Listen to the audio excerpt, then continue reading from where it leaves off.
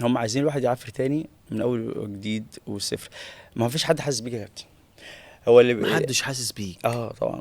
اه طبعا، هم لو حاسين بيك مش ما كانش قالوا لي الكلمه دي تاني يعني. تعالى وخدها من الاكاديميات تاني. هو انت مش واخد بالك ان انا كنت موجود في الاكاديميات وباخدها من الاكاديميات تاني الفتره اللي فاتت؟ طب ايه اللي بعدها؟ ما بتشافش وارجع اعيد من الصفر تاني. وفي الضغوطات اللي انت فيها عشان تزيد عليك اكتر واكتر واكتر ويوصلوك لحاله صعبه. دي الفكره. يا جماعه الزمالك بلعيبته الكبيره دي، بجيلك اللي لعبت معاهم بلعب، زعلش مني يا كابتن؟ يعني انت هتحمل حد ايه؟ جيلي. مفيش حد قال لك تعال في حضني يا صالح؟ جيلي مين اللي ساعدني في جيلي؟ اه. اللي ساعدني في جيلي ساعدني كتر خيره صراحه.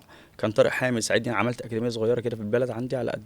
بس يعني كانت مشكورا طبعا، مشكورا مشكورا مشكورا طارق. دودار خدني واشتغلت معاك كام شهر دول كبدايه. مشكورا طبعا. ابراهيم صلاح بصراحه يعني كن بيتصل بيا ومتابعني. مشكورا طبعا.